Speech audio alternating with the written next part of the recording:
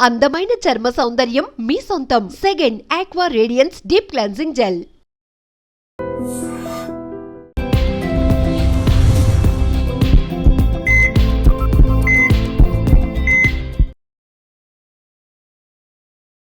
నమస్తే, welcome to healthy conversations with iDream media. నేను మీ ఝాన్సీ. సో ఈరోజు మనతో ఉన్నారు జనరల్ ఫిజిషియన్ డాక్టర్ లక్ష్మి గారు.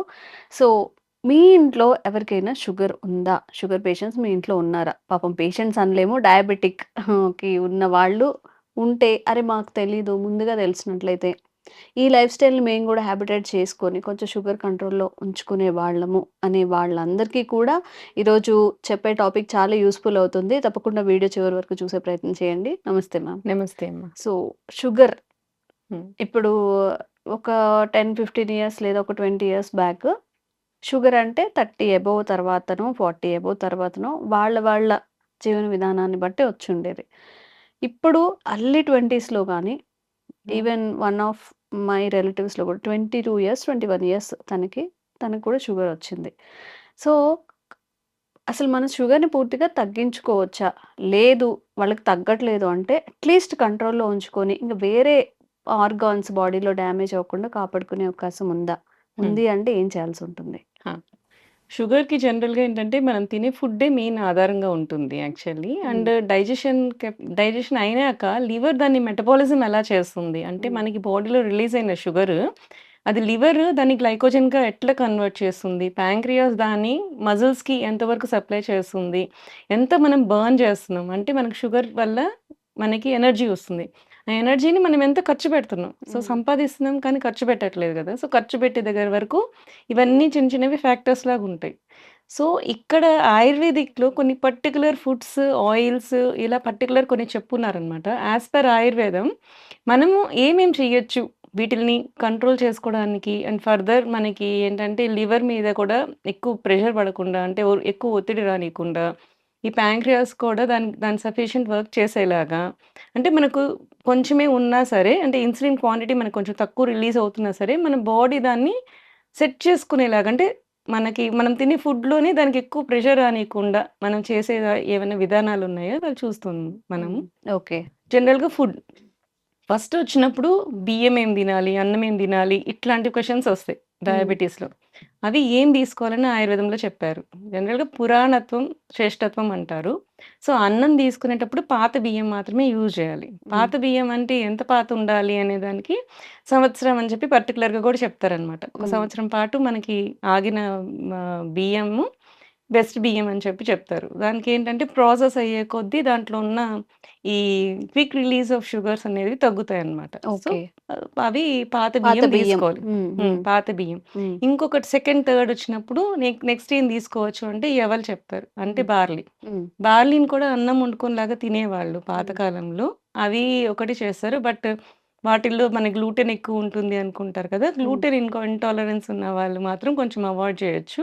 ఓకే. వాళ్ళు పాత బియ్యం యూజ్ చేసుకోవచ్చు. లేని వాళ్ళు దీన్ని ఒక ఫుడ్ తీసుకోవచ్చు. అంటే మనం 3 పూట్ల తినే అన్నంలో ఒకటి బార్లీ రైస్‌గా తీసుకోవచ్చు.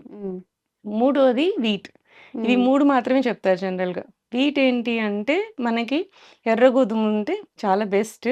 ఆ ఎర్ర గోధుమలని కూడా మనకేంటి అంటే అని డీహస్ చేసి దాన్ని యూజ్ చేసుకోవడం బెటర్. దీన్ని కూడా ఏంటంటే రవ్వలాగా యూజ్ చేసుకొని ఆ రవ్వని అన్నంలాగా వండుకోవడం అన్నమాట. ఓహో! So, okay.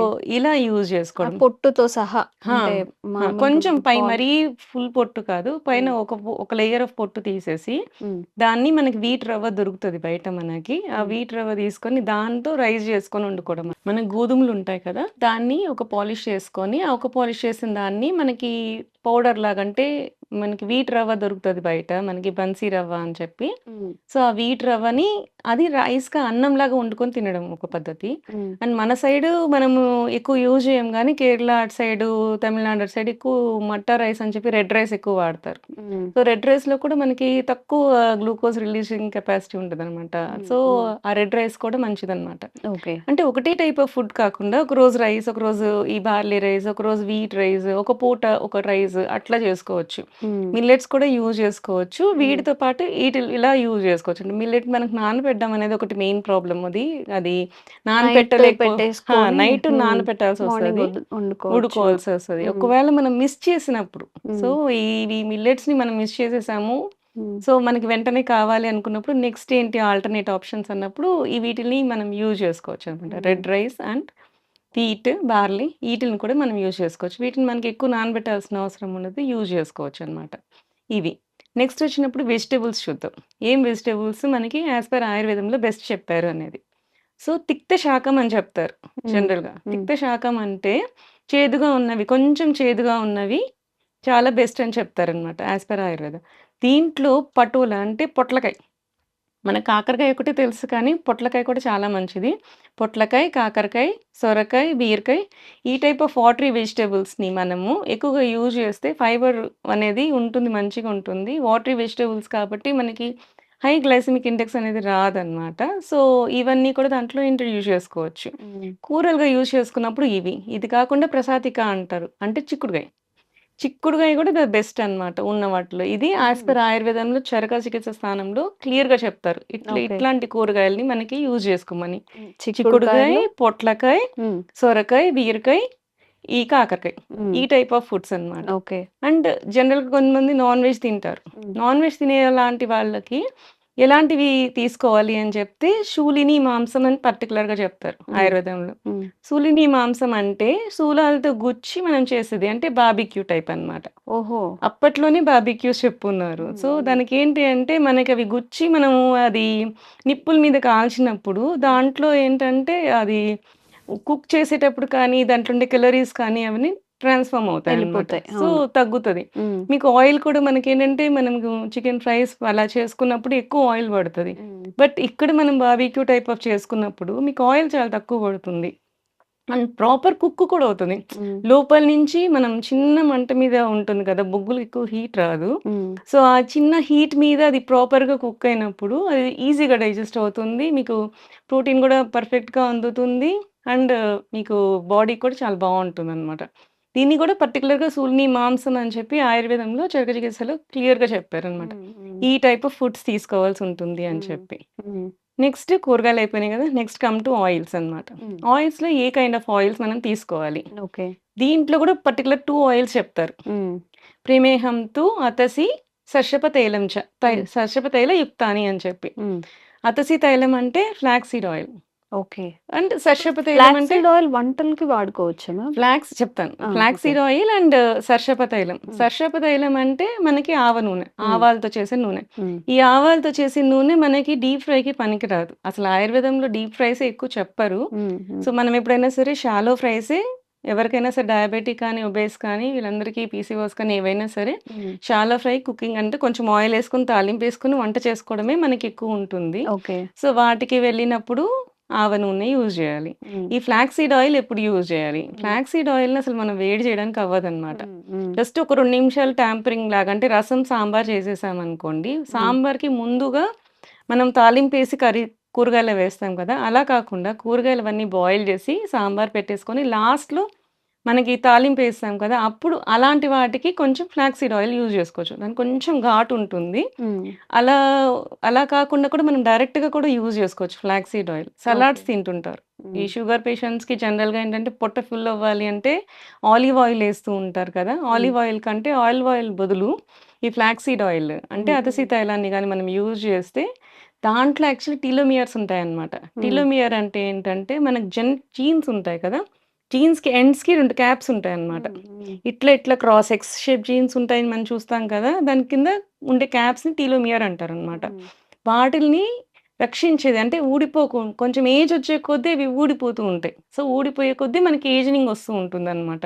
ఈ బైండింగ్ కెపాసిటీని మనం పెంచేది ఏంటి అంటే టీలోమియర్స్ అంటారు. సో, ఇవి ఎక్కువ ఉంటుంది ఫ్లాక్స్ సీడ్స్‌కి. అందుకే ఫ్లాక్స్ సీడ్స్ అంత ఇంపార్టెన్స్ ఉందన్నమాట. సో, అట్లాంటి సలాడ్స్‌కి వాటికి ఎర్రసి తైలం యూజ్ చేస్తే మనకేంటంటే ఏజనింగ్ వల్ల వచ్చే డయాబెటీస్ కూడా తగ్గుతుందనమాట. ఓకే. అంటే ఫర్దర్ రానీకుండా చేస్తుంది. మన హ్మ్. ఫుడ్‌లో ఇలాంటి ఆయిల్స్ మనం ఇంట్రొడ్యూస్ చేసుకుంటే మంచిది. హ్మ్. జనరల్‌గా ఏంటంటే వేడి చేస్తది కదా అని చెప్పి అంటారు. ఈ ఆవ నూనె కూడా వేడి చేస్తది. ఇది కూడా వేడి ఉంటుంది. వేడి ఉంటేనే బాడీలో మెటబాలిజం ఎక్కువుంటుంది. హ్మ్. సో, కొంతమందికి ఎవరికైతే వేడి తత్వం ఉందో వాళ్ళు జనరల్‌గా ఇట్లాంటి ఆయిల్స్ యూజ్ చేసినా సరే మజ్జిగని మనము ఇంట్రొడ్యూస్ చేసుకున్నా, బార్లీ జావని ఇంట్రొడ్యూస్ చేసుకున్నా గానీ, అంటే హ్మ్. మధ్యలో అవి వాడుతూ ఉంటే, ఆ వేడి శాతం అనేది తగ్గుతుందనమాట. ఓకే. ఓకే. సో, ఇట్లా హ్మ్. మనకేంది అంటే, మన బాడీ తత్వాన్ని బట్టి ఒకవేళ మనకిది ఇది వాడుతుంటే ఈ ప్రాబ్లమ్స్ వస్తున్నాయి అనుకున్నప్పుడు, దాన్ని కాంపెన్సేట్ చేసుకుంటా పోవాలి అనమాట. ఓకే. ఓకే. నెక్స్ట్ వచ్చినప్పటికి ఎక్సర్‌సైజ్. హ్మ్. ఎక్సర్‌సైజ్ జనరల్‌గా ఏం అది చేస్తుంటారు? మాత్రం చెప్పొద్దంటారు మన వాళ్ళు. ఎక్సర్‌సైజ్ జనరల్‌గా అంటే హ్మ్. అందరికి ఈ మధ్య బాగా ఉంది. హ్మ్. స్మార్ట్ వాచ్ పెట్టుకొని మరీ చేస్తున్నారు. హ్మ్. ఇప్పుడసలు మనం చెప్పక్కర్లేదు కొంతమంది చేసేస్తున్నారు కూడా. హ్మ్. హ్మ్. సో, అట్లాంటి వాళ్ళకేందంటే ఒక యాస్ పర్ ఆయుర్వేద ఏం చెప్తారు అంటే, ఒకటే రకం వ్యాయామము రోజు చేయొద్దు అనంటారు. హ్మ్. జనరల్‌గా వ్యాయామ యోగై వివిధై ప్రయోగై అంటారు. హ్మ్. అంటే ఒక టైప్ ఆఫ్ వ్యాయామం అంటే రోజు వాకింగ్ చేస్తున్నారా? సో, కొన్ని రోజులు అయ్యేసరికి మీ బాడీ దానికి అలవాటు పడిపోతది. హ్మ్. సో, దాని తర్వాత ఎక్సెస్ క్యాలరీస్ ఏమి అంటే ఎక్కువ బర్న్ అవ్వదనమాట. ఓకే. సో, నెక్స్ట్ ఏంటంటే మనము వేరే టైప్ ఆఫ్ ఎక్సర్సైజ్ చేయాలి. అంటే స్క్వాటింగ్ అంటే గుంజులు తీయడము. హ్మ్. మనం వినాయక చవితి ఫస్ట్ వినాయకుడి దగ్గరికెళ్తే ఫస్ట్ చేసేదే గుంజులు తీయడం. హ్మ్. అది చేస్తే సగం బాడీ పైనుంచి కింద వరకు సెట్ అయిపోతది. హ్మ్. అట్లా. సో, మార్చుకోవాలి. ఇంట్లో కూర్చొని యోగా చేసుకోవడం, ఎక్సర్సైజ్ చేసుకోవడము అట్లా. ప్రాణాయామాలు చేసుకోవడం ఇవి చూసుకోవాలి. హ్మ్. నెక్స్ట్ పాయింట్‌కొచ్చేసరికి స్ట్రెస్. హ్మ్. ఇప్పుడు స్ట్రెస్ వల్ల కూడా డయాబెటిస్ పెరుగుతది. Stress leads to cortisol, cortisol leads to hormonal imbalances. Hmm. జనరల్‌గా అలా వచ్చినప్పుడు కూడా మనకు డయాబెటిస్ వస్తూ ఉంటుంది. సో, హ్మ్. ఇట్లాంటి స్ట్రెస్‌ని మనం కాంపెన్సేట్ చేసుకోవాలి అంటే ధ్యానం చేయడం, మెడిటేట్ చేయడం, ఉన్న అవర్స్‌లోనే ఈవినింగ్ మన టైం కుదుర్చుకొని మరి చేసుకోవడం అన్నమాట. ఇట్లాంటివి చేస్తూ మనము షుగర్‌ని కంప్లీట్‌గా కంట్రోల్‌లో పెట్టుకోవచ్చు. ఓకే. సో సో, మ్యామ్ జనరల్‌గా మనం ఎంత చేసినా గాని అంటే ఒక ప్రశాంతంగా బాడీ రిలాక్సేషన్ అవ్వడం ఇది కూడా ఇంపార్టెంటే కదా! అవును. సో, దానికి రిలేటెడ్‌గా ఏదైనా స్లీప్ ఉంటుందా? కూడా చాలా ఇంపార్టెంట్ అండి. హ్మ్. స్లీప్ కూడా సరిగ్గా లేకపోతే మళ్ళీ షుగర్ లెవెల్స్ కూడా డిఫరెన్స్ ఒస్తాయి. అవునా? స్ట్రెస్ అవును. హ్మ్. ఖచ్చితంగా ఒస్తాయి. జనరల్‌గా ఏంటంటే మనకి ప్రాపర్ స్లీప్ 8 అవర్స్ ఉండాలి. హ్మ్. సో, నాకు 8 అవర్స్ కుదరట్లేదు. హ్మ్. సో, నాకు 6 అవర్సే కుదురుతుంది అనుకున్న వాళ్ళకి జనరల్‌గా ఒక స్టడీ ఉందన్నమాట. Hmm. So, 1 hour of night sleep is equal to half an hour of morning sleep. హుహు. సో, ఇది ఒక స్టడీ. ఇది హ్మ్. చేసున్నారు. ఇది ప్రూవ్ అయింది. ఒకవేళ మనం నైట్ 6 అవర్సే పడుకోగలుగుతున్నాం. మనకు టైం లేదు అన్నప్పుడు, హ్మ్. అక్కడ 2 అవర్స్ మనం మిస్ చేస్తున్నాం. సో, హ్మ్. ఆ 2 అవర్స్‌కి బదులు 1 అవర్ ఆఫ్ మార్నింగ్ స్లీప్ అన్నమాట. హ్మ్. ఆఫ్టర్‌నూన్. హ్మ్. అది ఎప్పుడు పడుకోవాలి ఇది కూడా పర్టిక్యులర్‌గా చెప్పారు ఆయుర్వేదంలో. ఎప్పుడు పడుకోవాలి అంటే భోజనానికి ముందు పడుకోవాలి. హ్మ్. మీకు మధ్యాహ్నం నిద్రొస్తది. రోజు మీకు నిద్రపోయే అలవాటుంది అనుకోండి. మధ్యాహ్నం పూట అన్నం తినక ముందే ఒకసారి పడుకోండి. అది రివర్స్ చేస్తారు మన వాళ్ళు. రివర్స్ చేస్తాం కొంచెం మనం. మంచిగా తినేసాక ఆ! కాసేపు పడుకుంటాం. పడుకుందాము అదే. అనుకుంటారు. జనరల్‌గా హ్మ్. మనం ఏదైనా ఇంట్లో ఉండేవాళ్ళైతే హెక్టిక్ వర్క్ అయిపోయినప్పుడు ఒక హ్మ్. క్విక్ న్యాప్ తీసి దాని తర్వాత లేసి భోంచేయండి. అప్పుడు కంటిన్యూషన్ మళ్ళీ భోజనం చేశాక శతపథం గచ్చేతంటారు. హ్మ్. అంటే 100 అడుగులు నడవాలి. అవునా? ఆ! హ్మ్. ప్రతి మీల్ అయిపోయినాక 100 అడుగులు నడిస్తే అది హ్మ్. మన బాడీలో ప్రతిదీ అక్కడ మూవ్‌మెంట్ అనేది ఉంటుందన్నమాట. అచ్చా! So, okay. ఇదంతా కూడా యాస్ పర్ ఆయుర్వేదం చెప్తారు. యోగరత్నాకరం కానీ, చరక చికిత్సలో గానీ, ఇవన్నీ కూడా ఇంత క్లియర్‌గా చెప్తారు. హ్మ్. ఏం తినాలి? ఎలా ఉండాలి? ఎన్ని అవర్స్ పడుకోవాలి అని. ఒకవేళ 7 అవర్సే పడుకున్నాము. నైట్ టైమ్స్ మనకి 7 అవర్స్ స్లీప్ దొరికింది. నెక్స్ట్ రోజు ఎంత పడుకోవచ్చు అంటే హాఫ్ అన్ అవర్ చాలు. హ్మ్. ఎందుకంటే half an hour is equal to 1 hour of night sleep కాబట్టి. Okay. So, 8 hours proper sleep ఉన్న వాళ్ళకి ఆఫ్టర్‌నూన్ నిద్రొచ్చినా సరే try to avoid that one. Hmm. లేసి కొంచెం తిరగండి హ్మ్. జనరల్‌గా. హ్మ్. హ్మ్. అండ్ ఇంకొక పర్టిక్యులర్‌గా కూడా ఒకటి చెప్తారనమాట. నిద్ర మధ్యాహ్నం పోవాలి అనిపించినప్పుడు ఒకవేళ 8 అవర్స్ స్లీప్ అయిపోయింది. హ్మ్. స్టిల్ మీకు నిద్రొస్తుంది ఆఫ్టర్‌నూన్.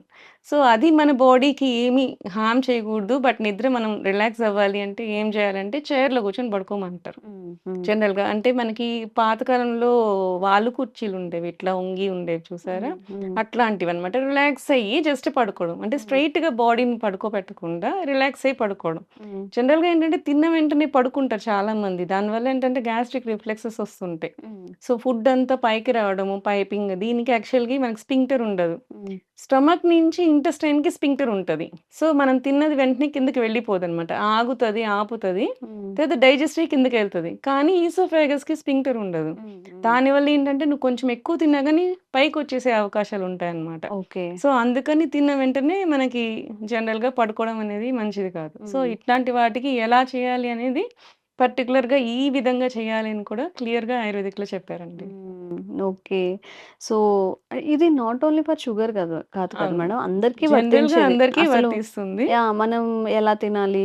హ్మ్. ఏం చెయ్యాలి ఒక అంటే డేలో? ఫుడ్ అనేది మాత్రం హ్మ్. పర్టిక్యులర్ ప్రమేహం గురించి చెప్పానండి. ఇవాళ ఓకే. షుగర్ గురించి షుగర్ ఫుడ్స్ కానీ, ఆయిల్స్ కానీ హ్మ్. ఇది అందరికీ కాదనమాట. ఓకే. ఇది ఓకే. ఓన్లీ షుగర్ పేషెంట్స్‌కి you can add on to హ్మ్. డయాబెటిక్ కాకపోయినా ఒబేసిటీ వాళ్ళకి కూడా కొంచెం హ్మ్. ఇలాంటి ఆయిల్స్, ఇట్లాంటి ఫుడ్స్ మళ్ళీ ఇంట్రొడ్యూస్ చేసుకోవచ్చు. ఓకే. బట్ ఇన్ జనరల్ వాళ్ళకి ఇవన్నీ అంటే ఓన్లీ అంటే మీన్స్ ఎనర్జీ వచ్చే ఫుడ్స్ కాదు. ఎక్కువ ఎనర్జీ రావు కాబట్టి ఇవి అందరికీ కాదు. హ్మ్. ఈ ఫుడ్ కానీ, ఈ పర్టిక్యులర్ ఆయిల్ ఎక్సైజ్ అవన్నీ అందరూ పాటించొచ్చు. Food okay. అండ్ ఆయిల్ మాత్రం ఎక్స్‌క్లూజివ్ ఫర్ డయాబెటిక్స్ అనుకోవచ్చు. ఓకే. ఓకే. సో, డయాబెటిక్ పేషెంట్స్‌కి చెప్పినది అంతా డయాబెటిక్ పేషెంట్స్ పాటించండి. మిగతా వాళ్ళు గూడా మనం తినేసి అలా కూర్చోవడం, లేదా తిన్న వెంటనే పడుకోవడం, మధ్యాహ్నమైనా, నైట్ అయినా అలా చేస్తూ ఉంటాం కదా!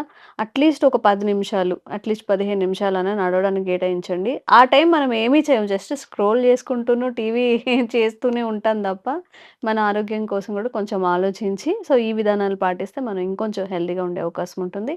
అండ్ ఇలాంటి బోలెడన్ని అవేర్‌నెస్ కల్పించే హెల్త్ వీడియోస్ మేమంతరు చేస్తూనే ఉంటాము. Thank you so much ma'am. Thank you.